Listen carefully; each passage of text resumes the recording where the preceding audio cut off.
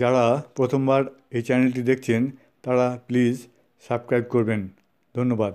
চীন থেকে আসা জিনিসপত্র পুড়িয়ে হোলির আগে হোলিকা উদযাপনের সিদ্ধান্ত নিল ভারতীয় ব্যবসায়ী সংগঠন confederation of all India traders অর্থাৎ CAIT। দেশের 1500টি বাজার এলাকায় চীনা মাল জ্বালানোর সিদ্ধান্ত নিয়েছে এই সংগঠন।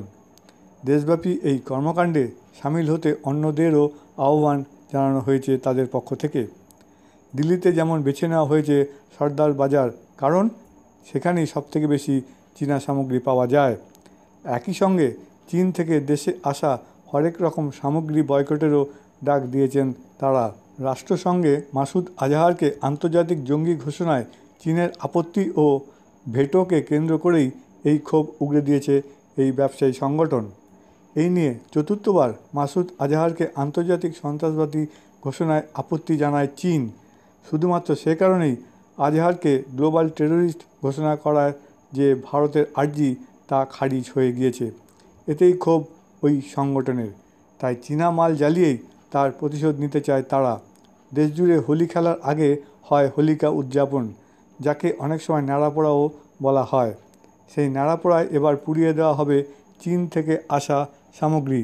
কারণ ব্যবসায়ীদের মতে চীন থেকে আসা জিনিসপত্র অশুভ। ভারতের পথের কাটা চীনের জিনিসে বসানো হোক 300 থেকে 500% কর।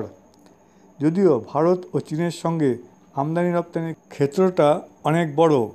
গত বছর বা গত অর্থবর্ষে বলা যায় প্রায় 9,200 কোটি টাকা রপ্তানি হয়েছে, আর আমদানিও হয়েছে প্রচুর পরিমাণে। কূটনৈতিক বিশেষজ্ঞদের একাংশের মতে এটা খুবই ভালো সিদ্ধান্ত।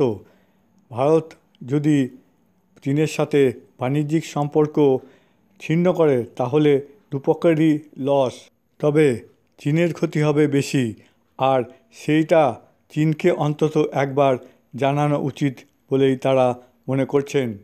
বিশ্বের প্রায় সব শক্তিশালী দেশ যখন মাসুদ আজহারকে ইন্টারন্যাশনাল টেররিস্ট হিসাবে ঘোষণা করতে চায়, সেই সময় ভারতের প্রস্তাবকে বারবার চীন ভেটো দিচ্ছে। ব্যবসায়ী সংগঠন যারা এই সিদ্ধান্ত নিয়েছে তাদের সমস্ত ভারতবাসীর উচিত সমর্থন করা, তাদের পাশে দাঁড়ানো। জয় হিন্দ, জয় ভারত মাতা কি জয়।